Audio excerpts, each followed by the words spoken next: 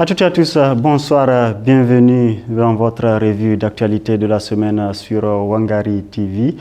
Et c'est un grand plaisir de vous savoir très nombreux à nous suivre en ce moment.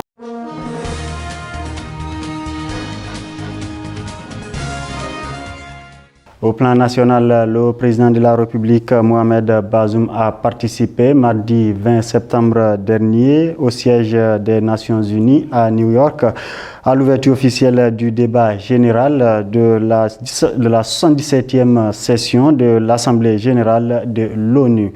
Mohamed Bazoum a également pris part à une rencontre de haut niveau sur le thème transformer l'éducation en Afrique, passé, présent, futur, à la table ronde sur le financement de l'éducation. À cette occasion, le président Bazoum Mohamed a prononcé un important discours sur l'état de l'éducation au Niger, les efforts du gouvernement et les besoins en financement. À la page nécrologique, décès de Hadiatoulaye Mamadou Tanja, dit Papa Tanja, fils de l'ancien président Mamadou Tanja. Il est décédé en France dans la nuit du lundi au mardi aux environs de 2 heures du matin des suites d'un cancer. Parlons migration. Plus de 600 migrants originaires d'une dizaine de pays africains sont arrivés dans le nord du Niger après avoir été refoulés d'Algérie. Quelques 669 refoulés de l'Algérie, dont 2 Nigériens et 667 ressortissants d'Afrique de l'Ouest et centrale, sont arrivés à pied. Don des États-Unis d'Amérique de matériel de lutte contre le terrorisme au Niger. Les États-Unis d'Amérique ont offert un important lot d'équipements destiné à renforcer les capacités du centre de formation des forces spéciales de Tilia, du centre de formation de maintien de la paix de Walam, 2 entités stratégiques dans la bataille antiterroriste d'un coût global de plus de 13 millions de dollars américains. Le matériel est composé de véhicules blindés de transport de troupes, le Land Cruiser et de plusieurs autres équipements. Le territoire du campus universitaire de Niamey, victime d'une attaque dans la nuit du 20 au 21 septembre dernier, selon l'UNUN des badauds des différentes rues de la ville de Niamey. Selon le communiqué publié par la presse de l'université, il s'agit d'un groupuscule de voyous et de bandits armés qui ont fait irruption sur le campus. Incident qui a empêché une ambulance de décoller avec à bord un étudiant du nom de Halidou Bazo Moutari, souffrant gravement et qui a fini par rendre l'âme. On dénombre plusieurs blessés. Point de presse ce vendredi soir du mouvement M62 au siège du REPAD. Ce face-à-face du M62 avec la presse nigérienne avait pour objectif de tirer le bilan de la marche pour la dignité du 18 septembre passé et annoncer les actions futures. Le M62 a par ailleurs appelé à une nouvelle mobilisation le dimanche 9 octobre prochain avec pour objectif plus d'1 million de citoyens dans les rues pour dire non à Barkhane et dénoncer la cherté de la vie dans le pays.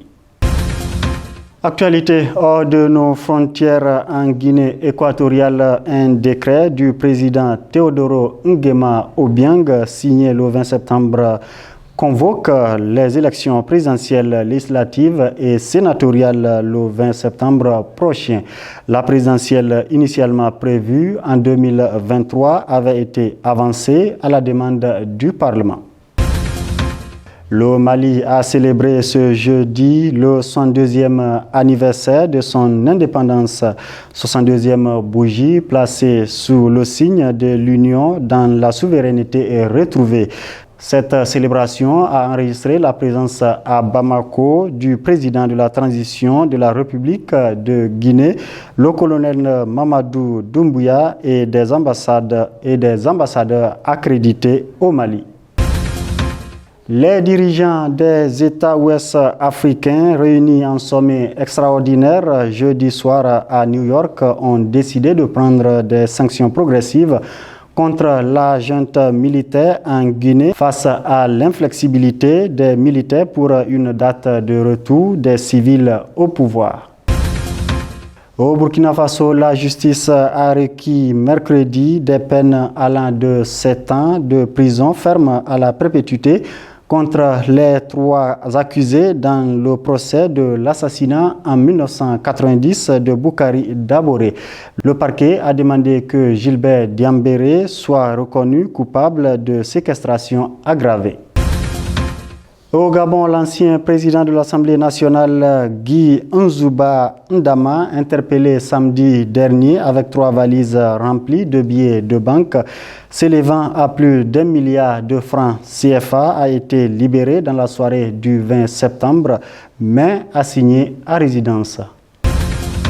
Au Sénégal, condamnation confirmée pour le maire de Dakar. La justice sénégalaise a confirmé mercredi la condamnation du maire de Dakar, Barthélémy Diaz, à 2 ans de prison, dont 6 mois ferme dans une affaire d'homicide remontant à 2011.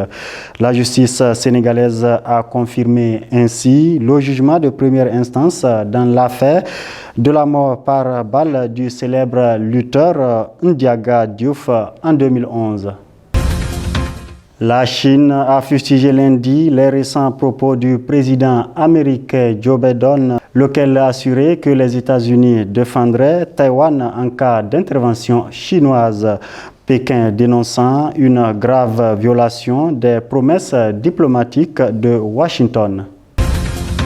Voilà, mesdames, messieurs, c'est ici que prend fin votre revue d'actualité sur Wangari TV. Merci à vous de nous avoir suivis et surtout restez fidèles en compagnie des programmes de Wangari TV, la chaîne pour tous. Merci et portez-vous bien. Au revoir.